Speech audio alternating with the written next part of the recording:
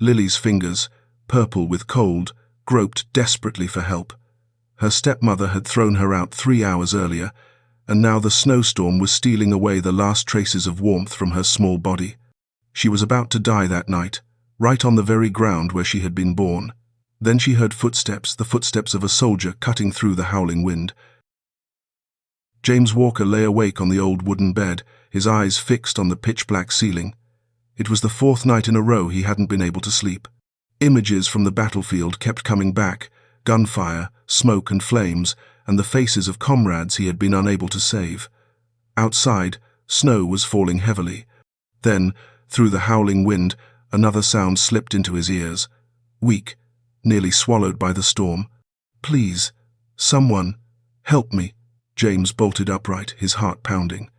For a moment he thought he was hallucinating. Cries for help from the battlefield often haunted him like this. But no, the voice was still there, real and full of desperation. He grabbed his thick coat and rushed outside. The wind and snow lashed his face like thousands of tiny needles, but James didn't care. His eyes swept across the front yard, searching for the source of the sound, and then he saw her.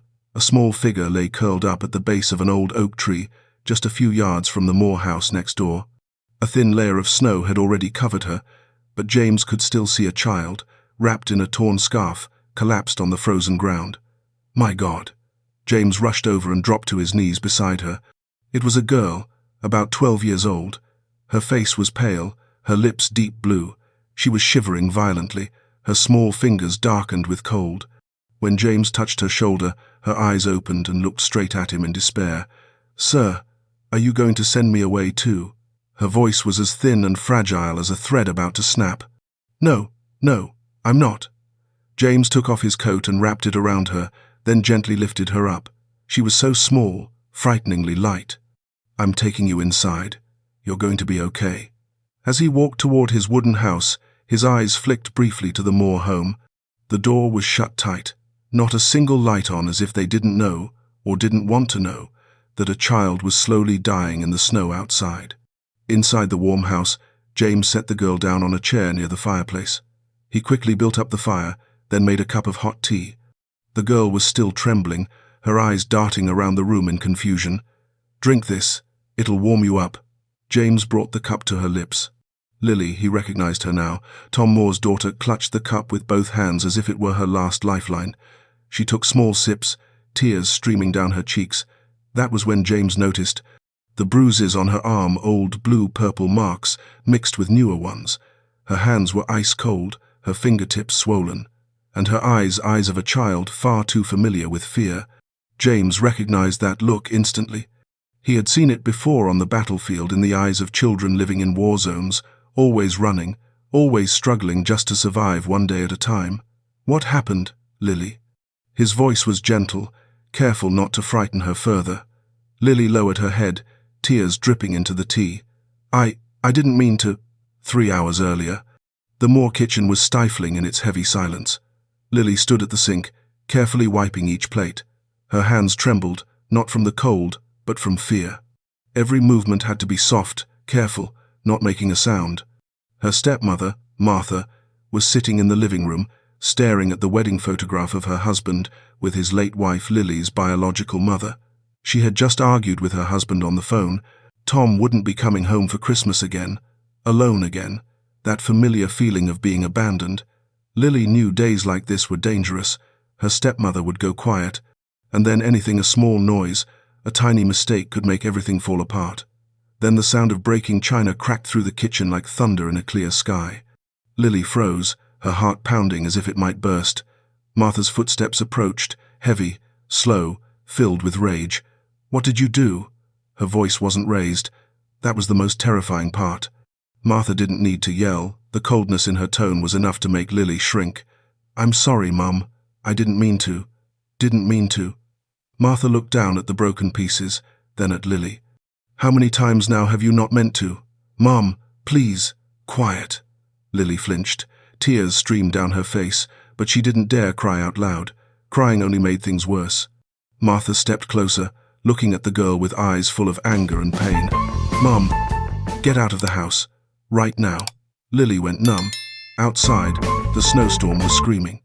Mom, it's freezing out there. Get out. Martha flung the door wide open. Cold air rushed in, snuffing out the candle on the table. Go think about what you've done. Lily stepped outside, managing only to wrap herself in a thin scarf. The door slammed shut behind her, the sound like a coffin lid closing. She walked through the snow, her bare feet sinking into the icy drifts. Then she couldn't go on any farther. She dropped to her knees. Lay down. Too cold, too tired. Maybe I'll die here, she thought, and everyone will be happier. But then, through the wind, she saw a light from the house next door, and she cried out, with every bit of strength she had left, "Please, someone, help me." Lily finished her story, her voice shaking and breaking. James listened, his heart tightening painfully. In the child's eyes, he saw himself those moments in the trenches, cold and hopeless, wondering if anyone still remembered him. "You are not bad," James said firmly. "You are not bad at all." Lily looked up at him, stunned, as if it were the first time anyone had ever said that to her. James stood, fetched more blankets, and wrapped them around her small body. Outside, the snowstorm continued to howl, but inside this little house, by the warm fire, there was a child who was finally safe, at least for now. Morning light filtered in through the crack in the window. The snow had stopped falling, but a thick blanket of white still covered everything. Lily was still asleep on the sofa, wrapped tightly in a heavy blanket. Her face looked far more peaceful than it had the night before, but James knew this calm was only temporary. He hadn't slept. All night long, he had kept watch, afraid that if he closed his eyes, the girl would disappear like a dream, or worse, someone would come and drag her back to the place of danger. There was a knock at the door, hard, urgent. James startled and looked toward Lily. She stirred awake as well, her eyes filled with anxiety. "Mr. Walker, open the door." It was Martha Moore's voice. James took a deep breath and stepped forward to open the door. Martha stood on the porch, wearing a thick coat, her hair neatly tied back. But what struck him most was her expression, part worry, part anger, like a mother searching for a missing child. Behind her stood 2 or 3 neighbors, keeping their distance, whispering among themselves. "Mr. Walker," Martha said, her voice trembling, "where is my daughter? Where is Lily?" James stood still, keeping the door partly closed. "She's here. She's safe." "Safe?" Martha stepped closer, her voice rising. "You kept a child overnight without notifying her family. Do you have any idea what that means?" "I know it means saving a child's life," James replied, calm but firm. Me senté en la oscuridad, acariciando el certificado médico escondido debajo del forro de mi maleta. Emilia me envió un mensaje corto. Si te citan a firmar urgentemente mañana, significa que están muy cortos de dinero, o que están siendo demandados en algún lugar y necesitan la garantía de inmediato. Mantente firme. Mañana es el punto de inflexión. Miré por la ventana. Zapopan por la noche brillaba con luces. Hace un año, mi hijo me envió un mensaje urgente. Un año después, le respondería con un silencio mortal. No sabía si mañana me obligarían a firmar o activarían el plan B para deshacerse de mí. Pero sabía una cosa. Esta vez, no estaba sola. Y ya no era el cordero que espera ser sacrificado. Era la loba vieja que guardaba su última guarida. La mañana fatídica. Me levanté a las 6 en punto, me duché. No me puse mi ropa vieja de siempre. Elegí un vestido azul oscuro, el color de la tinta del libro mayor, el color de la seriedad. Me peiné, un moño alto, un poco de labial pálido. Cuando bajé las escaleras, Lucía estaba tomando café. Casi se atragantó. «¿Mamá?» Me miró de arriba abajo. «¿Hoy? ¿Te arreglas así?» «Voy a ver a los socios del banco», dije, mi voz tranquila. «Tengo que ser respetuosa. No quiero avergonzar a Daniel». Lucía levantó una ceja. No estaba acostumbrada a esta imagen, pero tampoco se opuso, porque pensó que yo estaba tratando de ganarme su favor antes de firmar mi rendición. «Bien», dijo. «Estás lista. Terminando de firmar, te sentirás aliviada. Después de que firmes, te reservaré unos días de vacaciones». «¿Vacaciones? ¿O el asilo?» Sonreí. Sin responder, tomé mi bolso. Dentro, además de mis documentos de identidad, había un sobre delgado y blanco. Nadie sabía lo que contenía. Daniel bajó. Se veía demacrado. Seguro no durmió anoche. Culpa o ansiedad. Ya no me importaba. Vámonos, dijo secamente. Subimos al coche. El ambiente en el coche hoy era extraño. Lucía estaba excesivamente eufórica.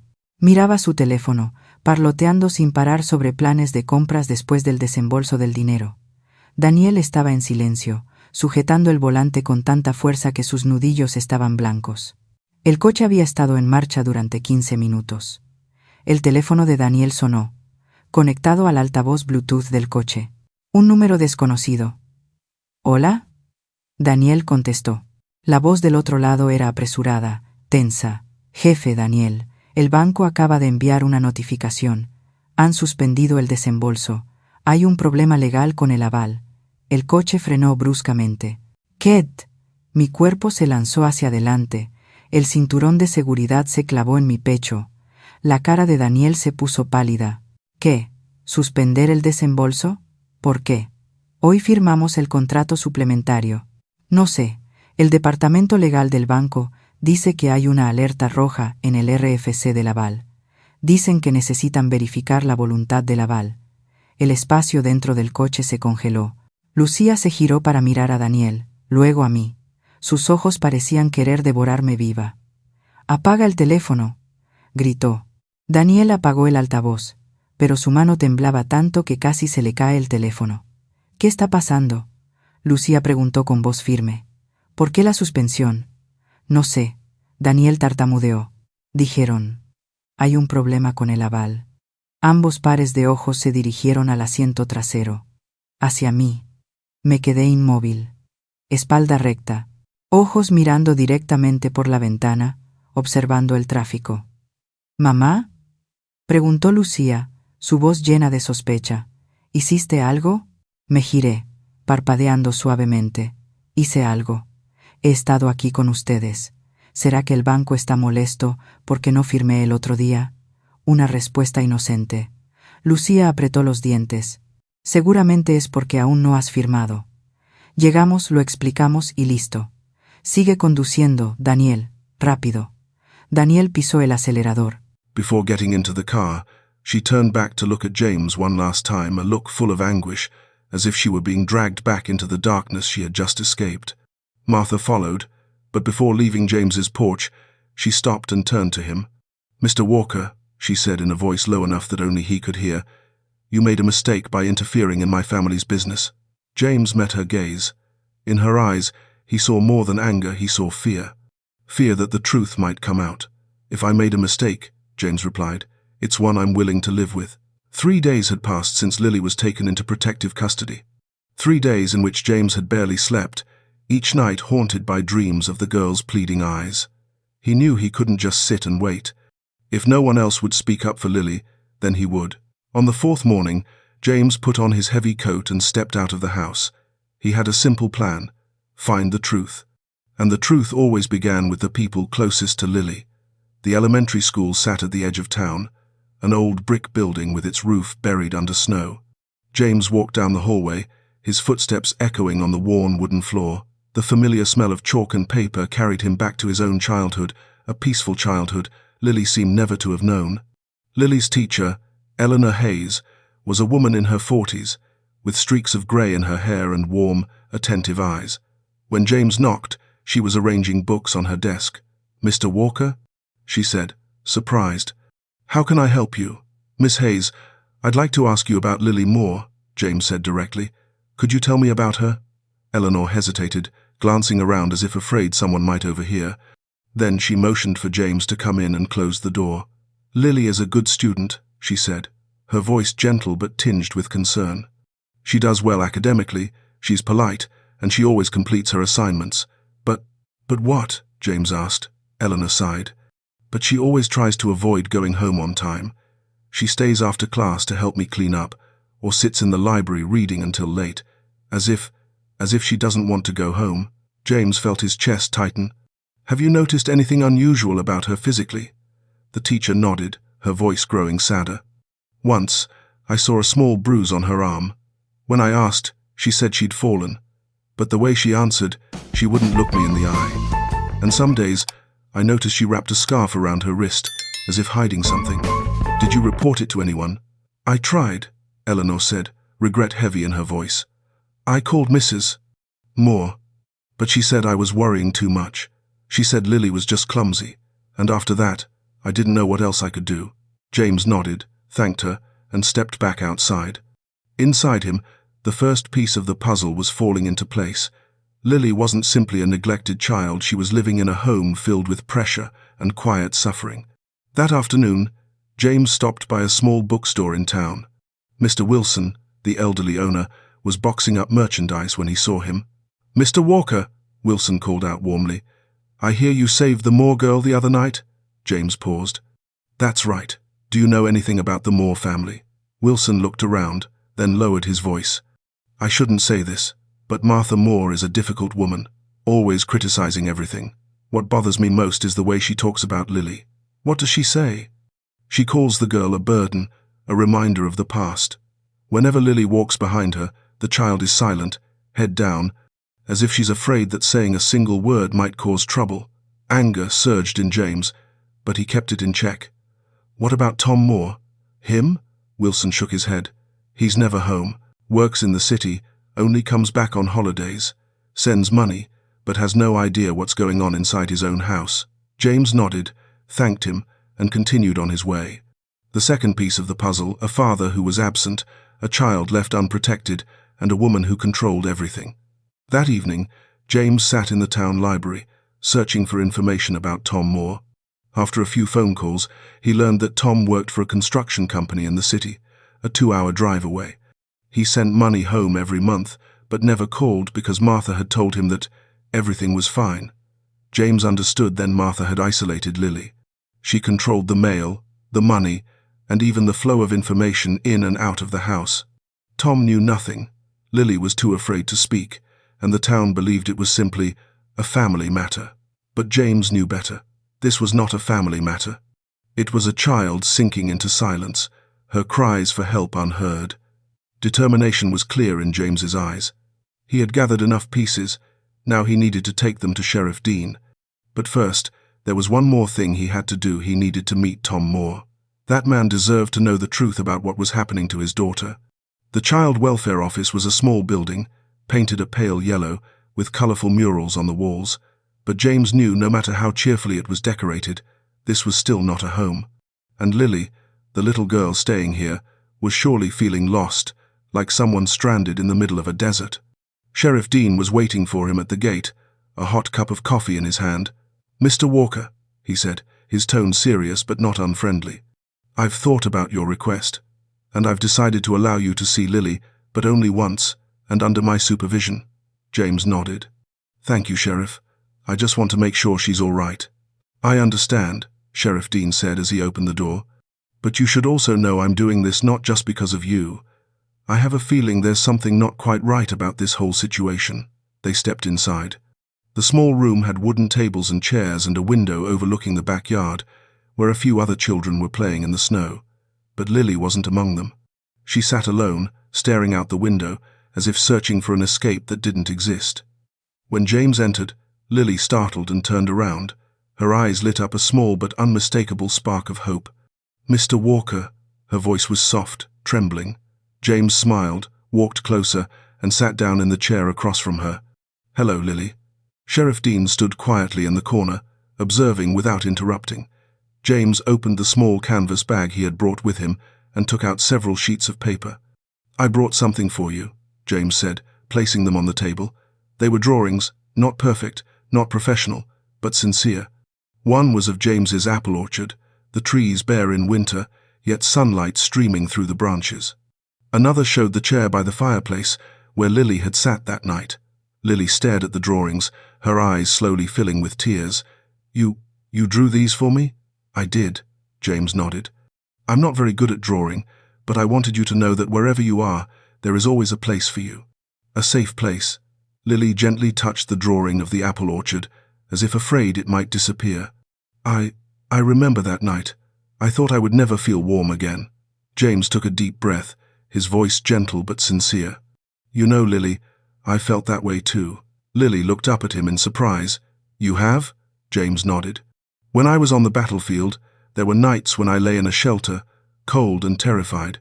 I wasn't a hero like people like to imagine. I was just an ordinary soldier, scared and alone. Lily listened intently, her eyes never leaving his. One night, James continued, I was lying there in the dark, thinking I'd never make it home. Then one of my fellow soldiers sat down beside me. He didn't say a word, he just sat there. And that's when I realized, sometimes what we need isn't words, but simply knowing someone is there. Lily nodded, tears rolling down her cheeks. I feel like that too. I'm always lonely, even when there are people around. James rested his hand on the table, close to Lily's but not touching it. He wanted her to know he was there, without pressuring her. You're not alone anymore, Lily. I'm here. A moment of silence passed. Lily looked down at the drawing of the apple orchard, then back at James. Mr. Walker, if I were there, in your orchard, would I be allowed to draw too? James nodded, his smile warm. You could draw anything you want. And I'd hang your pictures on the wall, so every day I'd see them and remember that someone brought light back into my home. Lily smiled a small, fragile smile, but the first James had seen on her face, and in that smile he saw hope. Sheriff Dean, standing quietly in the corner, saw it too. He looked at James with a newfound respect, a man who wasn't just saving a child, but giving her something she'd never truly had before, the belief that she was worthy of being loved. I promise you, James said, I'll do everything I can to keep you safe. You don't have to face this alone anymore. Lily nodded and held tightly to James's hand. I believe you. And in that small room, surrounded by drawings and promises, two people, a soldier carrying the scars of war and a child bearing silent pain, found one another, not as rescuer and rescued, but as two souls searching for their way home. James knew this was only the beginning, but it was the most important step of all. Because hope always begins with a small connection, a hand reached out, a promise kept, and a child who finally believes that someone, at last, is listening. That night, the wind began to howl again. Not a blizzard, but a bitter, cold wind strong enough to make the windows rattle. Martha Moore stood in the living room, gripping tightly the letter she had just received from Sheriff Dean. Mr. Tom Moore is requested to appear at the sheriff's office tomorrow to discuss the situation of his daughter. Those words filled her with terror. Tom would know. He would know everything. And then she would lose it all. Lose the husband she had spent her life clinging to. Lose this house. Lose herself. No, Martha whispered, her voice trembling. I can't let that happen. She glanced at the wall clock. 10 o'clock at night. The child welfare office would be closed, with only a few night staff on duty. If she went now, if she took Lily home, if she could silence the girl one more time, everything would go back to the way it was. Everything would be fine. Martha pulled on her coat and stepped outside. Each step she took on the snow felt like a heartbeat, fast, chaotic, filled with fear. Lily was sitting in a small room, holding the drawing James had given her. She stared at the picture of the apple orchard, imagining herself there, a safe place, free of shouting and cold, cutting stares. She pressed the drawing to her chest, hugging it as if it were the warmest blanket in the world. There was a knock at the door. Lily startled and looked up. The door opened. Martha stepped inside. Mom! Lily stood up, her heart pounding. Martha looked at her daughter, her eyes red, her face tense. You have to come home with me, right now. But, Sheriff Dean said, I have to stay here. I'm your mother. Martha's voice rose, shaking. I decide where you go, not strangers. The night staff member, Mrs. Helen, hurried in, her voice anxious. Mrs. Moore, you can't take her like this. There needs to be paperwork. I don't need any paperwork. Martha snapped, her voice desperate. She's my daughter. I just want to take my child home. Lily stepped back, clutching the drawing to her chest. This time, she didn't want to stay silent. This time, she had to speak. I don't want to go home, Lily said, her voice trembling but clear. I'm scared. Martha froze, as if struck by lightning. You're afraid of me? I'm afraid you'll hurt me again, Lily said, tears streaming down her face. Martha staggered, as if those words had knocked the air out of her. She wanted to say something, to explain, but no words would come. Mrs. Helen reached out, trying to soothe the situation. Mrs. Moore, I think you should go home and rest. We can talk about this in the morning. No. Martha stepped toward Lily, but the girl backed away. You don't understand. If you don't come home, I'll lose everything. Your father will know, and and he'll leave me. Mrs. Moore, Mrs. Helen tried to stop her, but Martha had already grabbed Lily's hand. Lily flinched, struggling to pull away. Mom, please don't. The phone rang sharply. Mrs. Helen rushed out to answer it, her voice tense as she spoke. Sheriff Dean, we need you here right now. James was sitting at home when the phone rang. Sheriff Dean's voice came through, urgent. Mr. Walker, I need you at the Child Welfare Office immediately. Martha Moore is here, and the situation isn't good. James didn't need to hear anything else. He grabbed his coat and rushed out the door. His heart pounded like a drum, every step a race against time. Lily needed him, and this time he would not let her face it alone. When James arrived, Sheriff Dean was pulling up as well. The two men went inside together, hearing crying echo from within. Martha was kneeling on the floor, her face buried in her hands, sobbing. Lily stood several feet away, clutching the drawing, her eyes red but her posture steady. Martha, James said as he stepped in, his voice calm but firm. Martha looked up at him, despair etched on her face. Mr. Walker, you ruined everything. If you hadn't interfered, everything would have been fine. No, James shook his head. Things were never fine. You let your pain hurt an innocent child. Martha broke down, her voice choking. I never wanted to hurt her, but every time I looked at her, I saw the woman I could never measure up to. James knelt down so he was at eye level with her. You think you're not good enough, but hurting Lily doesn't make you better. It only makes you lose yourself. Martha looked at James, then at Lily. For the first time, she truly saw the child, not the shadow of a deceased wife, not a reminder of the past, but a frightened, trembling little girl standing there. What have I done to her? Martha whispered, her voice heavy with remorse. James stood up, his voice gentle but clear. You need help, and Lily needs protection. Those two things don't cancel each other out. Martha nodded, tears streaming down her face. I'm sorry. I'm so sorry to her. Sheriff Dean stepped forward and placed a hand on Martha's shoulder. Mrs. Moore, I'm going to arrange for you to see a doctor. You need support. Martha didn't resist. She rose slowly, like someone exhausted after a storm. Before leaving, she turned back to Lily. Do you hate me? Lily shook her head, her voice soft but sincere. I don't hate you. I just want you to stop hurting. Martha sobbed, then walked out with Sheriff Dean. James went over to Lily and knelt down. Are you okay? Lily nodded, still holding the drawing tightly. I was really scared. But I said it.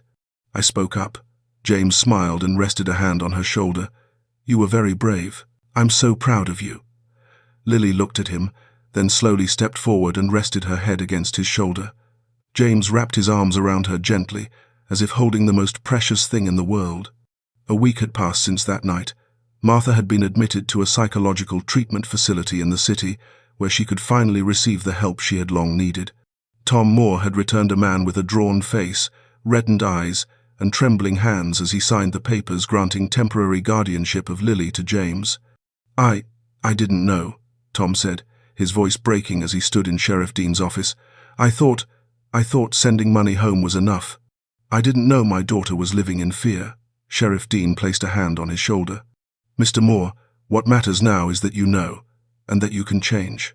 Tom nodded, then turned to James. Mr. Walker, please take care of her. I need time to put things right. James met the man's regret-filled eyes. I'll protect her, but you need to remember Lily needs a father, not just someone who sends money. Tom nodded again, tears falling. I promise, I'll do better. Lily was now living in James's small wooden house. The room prepared for her had been painted white, with a window overlooking the apple orchard. James had done everything he could to make it feel warm and welcoming. New blankets, coloring pictures on the walls, even a small shelf where Lily could place her drawings.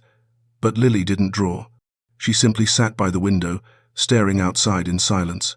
James tried talking with her, cooking her favorite foods, even taking her for walks in the orchard. Lily would nod, offer a faint smile, then fall quiet again. Something wasn't right. James could feel it. On the third night, James woke to the sound of soft crying from Lily's room. He walked quietly to the door and knocked gently. Lily, are you okay? There was no answer. Only uneven breathing. James opened the door and stepped inside. Lily was sitting curled up on the bed, her arms wrapped around her knees. In the dim light from the window, James saw its small red scratches on her arm, as if she had clawed at her own skin. "Lily." James moved closer, his voice filled with concern. "What did you do?" Lily pulled her arm back, hiding it behind her. "No, it's nothing." James knelt beside the bed, his voice gentle. "Can you show me?" Lily hesitated, then slowly held out her arm. The scratches weren't deep, but they were enough for James to understand Lily had done this to herself. "Why did you do this?" James asked, his voice shaking. Lily lowered her head, tears falling. "Because I'm bad." "You're not bad," James said, but Lily shook her head hard. "It's my fault." Her voice rose, full of desperation. "My stepmother had to go to treatment because of me. My father had to quit his job and come home because of me. Everyone is hurting because of me." James reached out and rested a hand on her shoulder, but Lily flinched away. "I don't deserve to be here. I don't deserve to be saved by you. If I wasn't around, everyone would be happier." Her words cut into James like a knife. He realized then bringing her to a safe place had only been the first step. The wounds on her arm could heal, but the wounds in her heart, that was what truly needed care. "Lily," James said firmly, "listen to me. You are not the reason people are hurting. You're a child. And the adults, myself included, we failed to protect you." "But my stepmother said." "Your stepmother is hurting," James interrupted gently. "She said those things because she didn't know how to handle her own pain. But that doesn't make them true. You are not the reason she was unhappy. She was unhappy because she hadn't learned how to heal her own wounds." Lily looked at him, confusion filling her eyes. "But if I hadn't broken the plate, there would have been something else," James said. "Lily, hear this. People don't suffer because of a broken plate. They suffer because of deep wounds inside, wounds that were there long before you ever came along." Lily fell silent, trying to take in his words. "Do you see the apple orchard out there?" James pointed toward the window. "Those trees have lived through many harsh winters. Branches break, bark cracks, but every spring they bloom again. Not because they were never hurt, but because they know how to heal." Lily looked outside at the bare branches in the dark. "You're the same," James continued. "You've been hurt, but that doesn't make you bad. It means you need time to heal. And I'll be here to help you one day at a time." Lily turned back to him, her voice trembling. "But I don't know how." "I don't either," James said with a sad smile. "I'm still learning how to heal my own wounds, but we can learn together." James stood, opened a drawer, and took out a small first aid kit. He returned and gently bandaged the scratches on Lily's arm. "Promise me one thing," James said as he worked. "Next time you feel pain, don't hurt yourself. Come talk to me. No matter the hour, no matter what, I'll listen." Lily nodded, tears streaming down her face. "I promise." James pulled her into a gentle embrace. "I know you're hurting, and I know healing doesn't happen overnight, but day by day, you'll come to see this. You deserve to be loved. You deserve to be happy." Lily rested her head against James's shoulder and cried not from fear, but because for the first time she was allowed to hurt, allowed to be weak. And most of all, she didn't have to face that pain alone. The next morning, Tom came to visit. He stood at the door holding a small bouquet of white daisies. May I see Lily?" he asked James, his voice hesitant. James nodded and opened the door. Lily was sitting in the living room. When she saw her father, she stood up, unsure of what to do. Tom knelt down to her level. I'm sorry. I wasn't there when you needed me most." Lily stayed quiet, unsure how to respond. Then, slowly, she stepped forward and placed her small hand on her father's shoulder.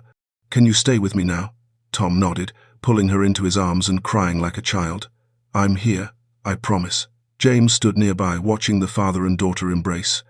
He knew the road ahead would still be long, but this was the first step, and sometimes that mattered most of all.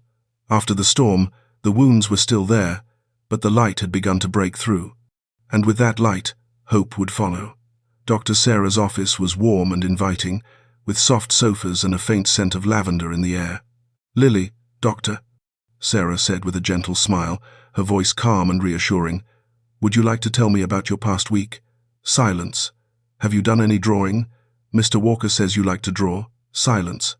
Dr. Sarah glanced at James, who was sitting beside Lily. James sighed quietly and rested a reassuring hand on the girl's shoulder. But Lily still didn't say a word.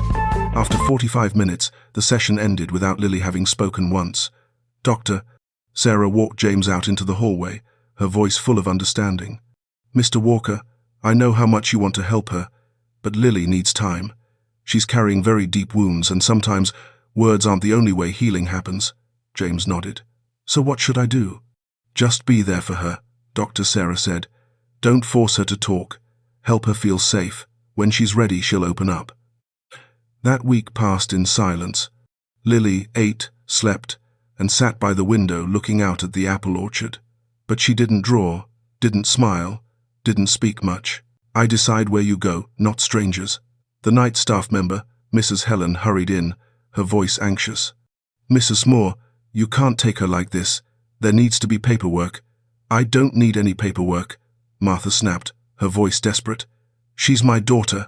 I just want to take my child home." Lily stepped back, clutching the drawing to her chest. This time, she didn't want to stay silent. This time, she had to speak. "I don't want to go home," Lily said, her voice trembling but clear. "I'm scared." Martha froze, as if struck by lightning. You're afraid of me." "I'm afraid you'll hurt me again," Lily said, tears streaming down her face. Martha staggered, as if those words had knocked the air out of her. She wanted to say something, to explain, but no words would come. Mrs. Helen reached out, trying to soothe the situation. "Mrs. Moore, I think you should go home and rest. We can talk about this in the morning." "No." Martha stepped toward Lily, but the girl backed away. "You don't understand. If you don't come home, I'll lose everything. Your father will know, and he'll leave me." "Mrs. Moore." "Mrs." Helen tried to stop her, but Martha had already grabbed Lily's hand. Lily flinched, struggling to pull away. "Mom, please don't." The phone rang sharply. "Mrs." Helen rushed out to answer it, her voice tense as she spoke. "Sheriff Dean, we need you here right now." James was sitting at home when the phone rang. Sheriff Dean's voice came through, urgent. "Mr. Walker, I need you at the Child Welfare Office immediately. Martha Moore is here, and the situation isn't good." James didn't need to hear anything else. He grabbed his coat and rushed out the door. His heart pounded like a drum, every step a race against time. Lily needed him, and this time he would not let her face it alone. When James arrived, Sheriff Dean was pulling up as well. The two men went inside together, hearing crying echo from within. Martha was kneeling on the floor, her face buried in her hands, sobbing. Lily stood several feet away, clutching the drawing, her eyes red but her posture steady. "Martha," James said as he stepped in, his voice calm but firm. Martha looked up at him, despair etched on her face. "Mr. Walker, you ruined everything. If you hadn't interfered, everything would have been fine." "No," James shook his head. "Things were never fine. You let your pain hurt an innocent child." Martha broke down, her voice choking. "I never wanted to hurt her, but every time I looked at her, I saw the woman I could never measure up to." James knelt down so he was at eye level with her. "You think you're not good enough, but hurting Lily doesn't make you better. It only makes you lose yourself." Martha looked at James, then at Lily. For the first time, she truly saw the child, not the shadow of a deceased wife, not a reminder of the past, but a frightened, trembling little girl standing there. What have I done to her?" Martha whispered, her voice heavy with remorse. James stood up, his voice gentle but clear. "You need help, and Lily needs protection. Those two things don't cancel each other out." Martha nodded, tears streaming down her face. "I'm sorry. I'm so sorry to her." Sheriff Dean stepped forward and placed a hand on Martha's shoulder. "Mrs. Moore, I'm going to arrange for you to see a doctor. You need support." Martha didn't resist. She rose slowly, like someone exhausted after a storm. Before leaving, she turned back to Lily. Do you hate me?" Lily shook her head, her voice soft but sincere. "I don't hate you. I just want you to stop hurting." Martha sobbed, then walked out with Sheriff Dean. James went over to Lily and knelt down. "Are you okay?" Lily nodded, still holding the drawing tightly. I was really scared, but I said it. I spoke up." James smiled and rested a hand on her shoulder. "You were very brave." "Thank you," she whispered. James smiled and gently wiped the tears from her cheeks. "There's no need to thank me. I'm just doing what someone once did for me, being there when I needed it most." Lily looked at him and said softly, "You're a good person." "I'm just someone trying," James replied. "Just like you." That night, Lily slept peacefully for the first time since she had arrived. And James, sitting by the window and looking out at the apple orchard in the dark, felt that a part of his own heart had begun to heal as well. Because sometimes saving someone isn't just about pulling them out of the snow, it's about sharing the pain so both can heal together. March arrived with its first warm rays of sunshine. The snow began to melt, revealing dark brown earth and tiny green shoots of grass. James's apple orchard, once bare and frozen, was now showing pale green buds pushing out along the branches. That morning, James led Lily into the orchard and handed her a small shovel and a pair of gardening gloves. "Today we're going to take care of the garden," James said with a smile. "Are you ready?" Lily looked at the shovel, then at the apple trees. "But I've never done any gardening before." "Neither had I," James chuckled, "until I tried. And you know what? Plants don't ask us to be perfect. They just need care." The two of them knelt beside the largest apple tree. James showed Lily how to loosen the soil around the base, how to pull weeds, and how to check the roots. "See these scars?" James pointed to the trunk, where old cracks marked the bark. "They're from harsh winters. But the tree survived. It still grows leaves. It still blooms." Lily gently touched the scars, her voice soft. "Like us?" James nodded, his eyes warm. "That's right. Every tree has scars, but it still blossoms every spring. And so do you. You've been through a long, cold winter, but now your spring is coming." Lily smiled a real smile, no longer fragile or forced. "I like it here. I feel safe."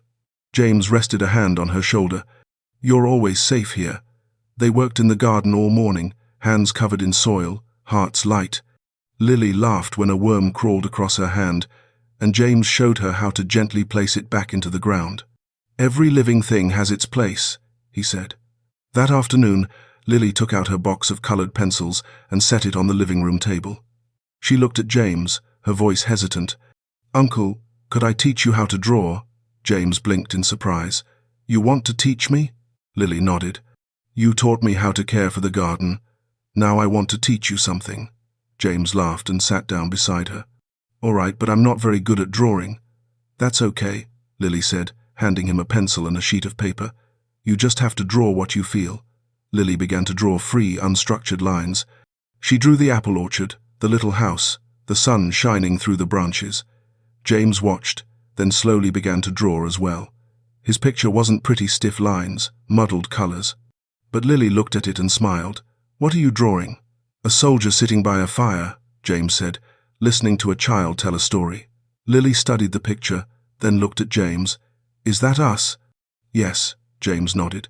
"I'm drawing the moment when I stopped feeling alone." Lily placed her hand on the picture.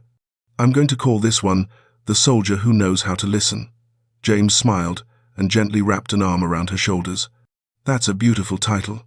They drew until the sun went down, the table covered in drawings not perfect, but sincere.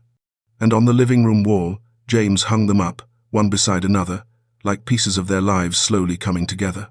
Tom came to visit on Friday afternoon, carrying a small wooden box. He had returned to working in the city, but now he came to see Lily every week, not just as a father who sent money, but as a father who truly showed up. "My daughter," Tom said as he opened the box and took out a small silver bracelet, "this is something your mother left for you. I kept it, but I think it's time you had it." Lily looked at the bracelet, her eyes filling with tears. "It's Mom's?" Tom nodded as he fastened it around her wrist. "Your mother wanted you to know that you were always loved, and I'm sorry I let you go through those hard days alone."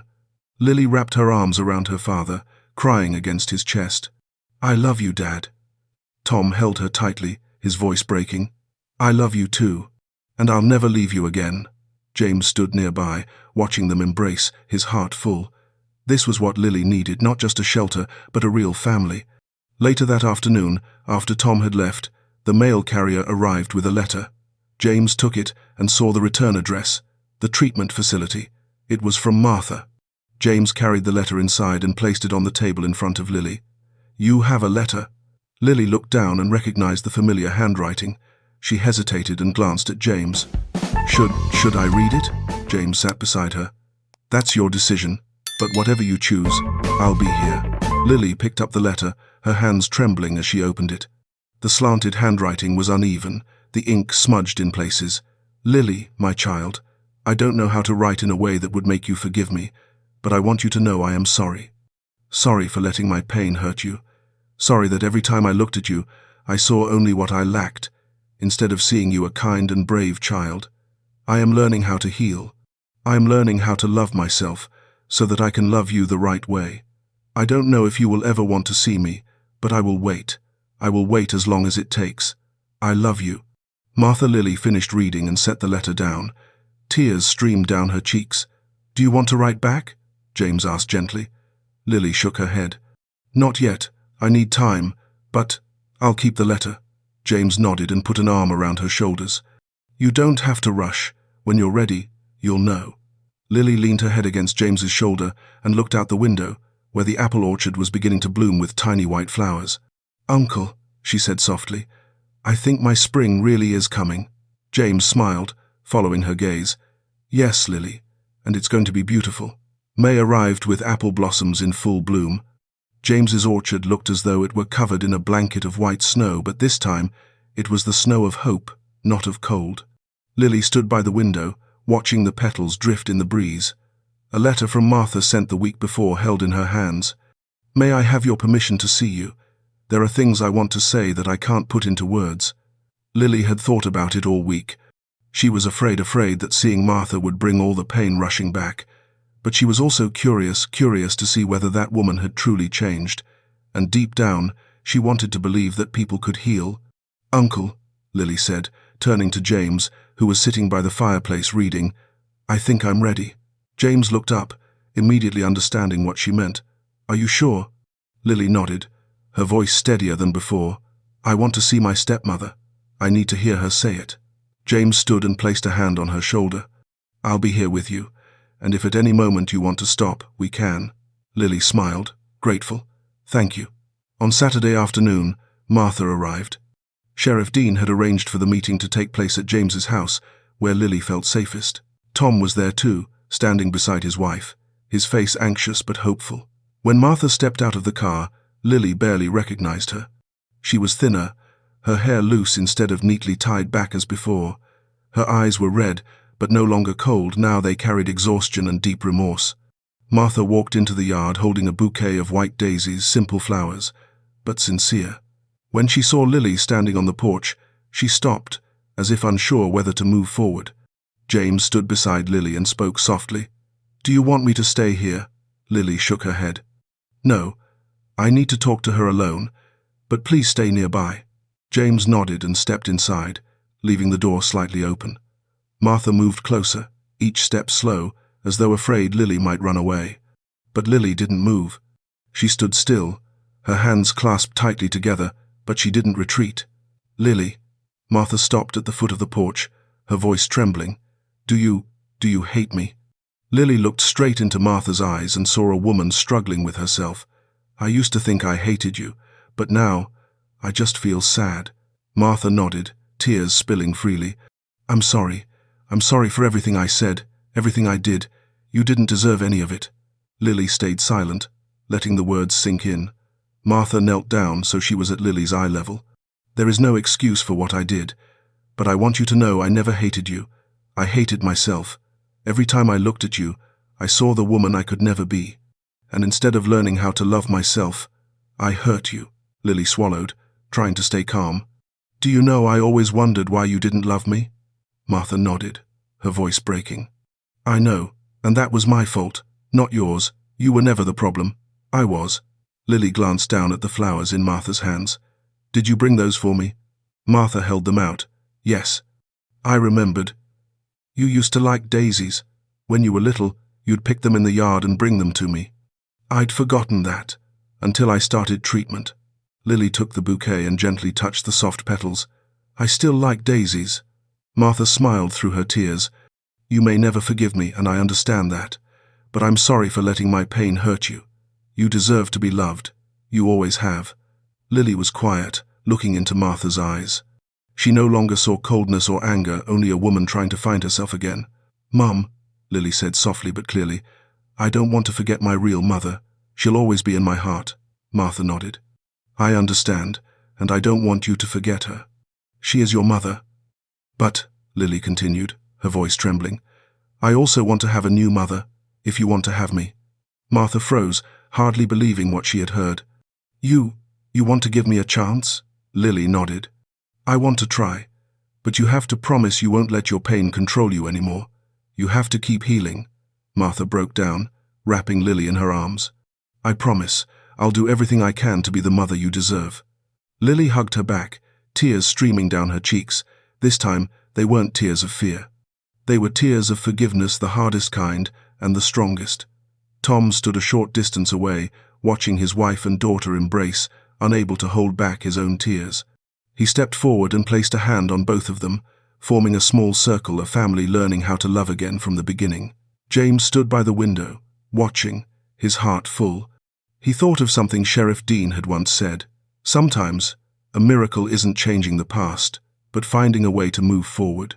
And this was a miracle, not perfect, not easy, but real.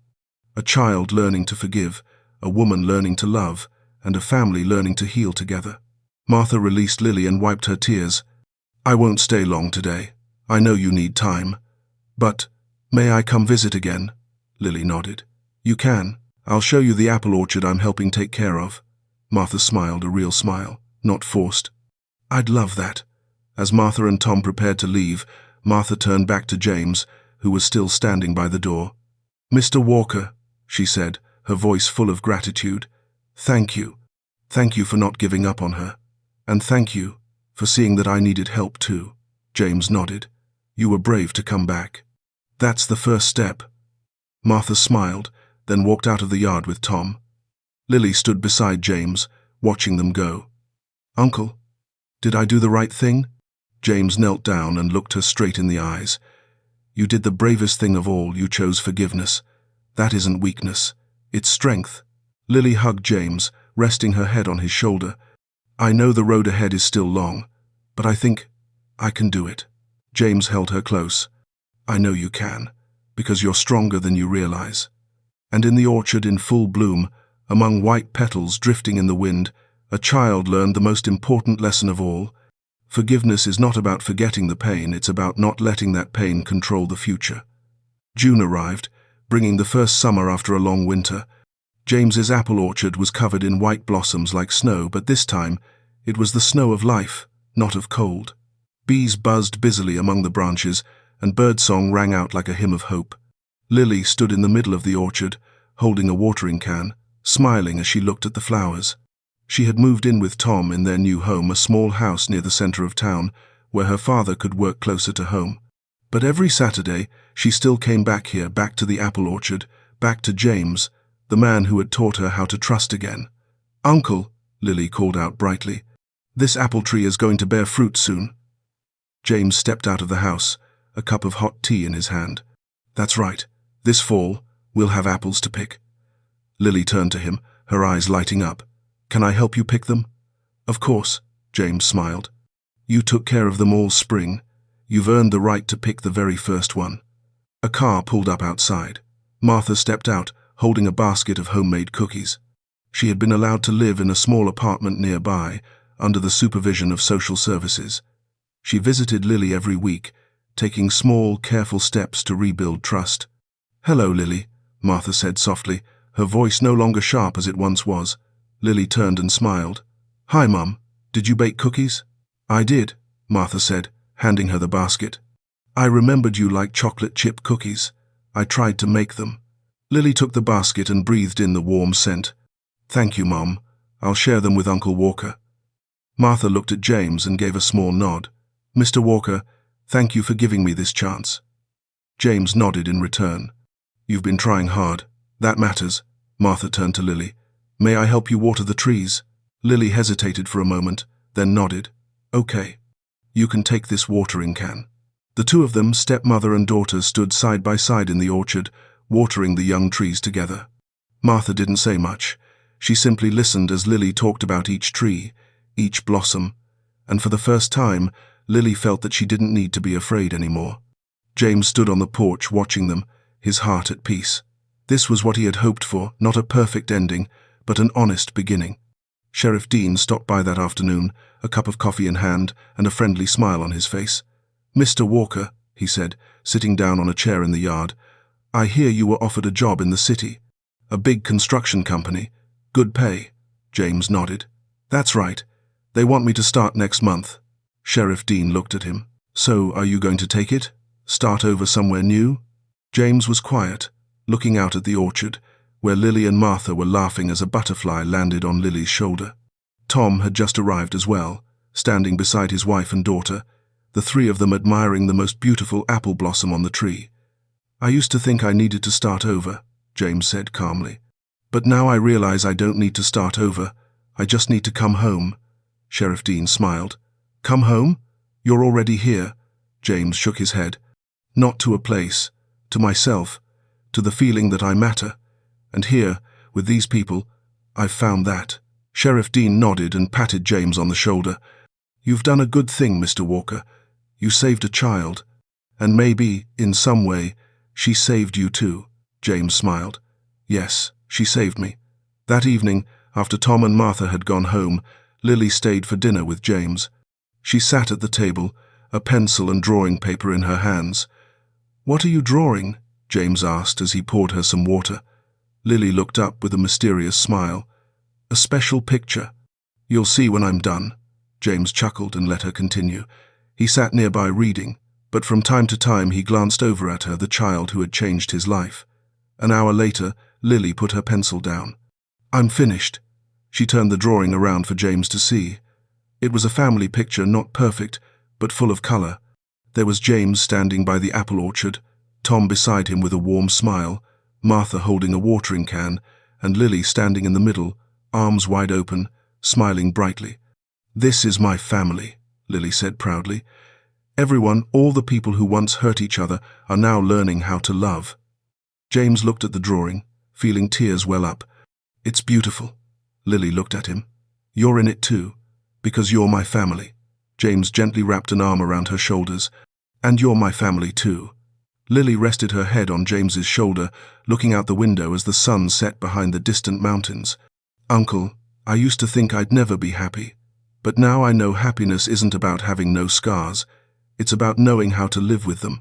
James nodded. "You're very wise. And you're stronger than you think." Lily smiled. "I learned that from you. You taught me that sometimes saving someone isn't about pulling them out of the snow. It's about showing them they deserve to be warm." James looked out at the orchard, where the blossoms still swayed in the evening breeze. He thought about that cold, snowy night, the night he heard a cry for help and chose to act. Without that night, he wouldn't have this day. "You know," James said softly, "I need to thank you too. You reminded me that life still has meaning, and that even after a long, harsh winter, we can still bloom." Lily took James's hand and looked straight into his eyes. "We'll bloom together, won't we?" James smiled, his voice steady and sure. "Yes, Lily, we will." That night, after Lily had gone home with her father, James stood alone in the apple orchard. In his hands was Lily's drawing, a picture of a family that wasn't perfect, but was full of love. He looked up at the star-filled sky and took a deep breath. For the first time in many years, he felt that he had come home, not to a house of wood and stone, but to a home in his heart, where he knew he mattered. "I'm home now," he whispered to the night wind. And in the blooming apple orchard, amid white petals drifting on the breeze, a story of snowstorms, redemption, and human kindness came to a close, not with a perfect ending, but with the hope that all of us, no matter how wounded we've been, can learn to love again. Because in the end, saving someone isn't just about pulling them out of the snow, it's about teaching them to believe that spring will come, and that they deserve to bloom. The story of James and Lily is a reminder that sometimes what we need is not a new beginning, but the courage to truly see, to see the pain in someone's eyes, to hear a cry for help hidden in silence, and to recognize that we ourselves may also be in need of saving. Like a soldier returning from the battlefield, James found a new sense of purpose, not in some far-off place, but right in his small town, where a young girl was slowly being buried under cold snow and loneliness. And in saving Lily, James himself was freed from the ghosts of his past. Every day, there are children silently crying out for help. Every day, There are people like James searching for meaning, and sometimes fate brings them together not by chance, but because they need one another. If this story has touched your heart, please subscribe to the channel to continue following stories of courage, healing, and hope. Because sometimes, a single story can change how we see the world, and perhaps save a life. Please share this video with the people you care about. The more people who learn to recognize the warning signs hidden behind silence, the more children can be protected. And if you or someone you know is going through a cold winter in life, remember this: someone is always watching. Someone is always willing to stop and help. Spring will come. You deserve to bloom. Never give up, and never be afraid to speak up.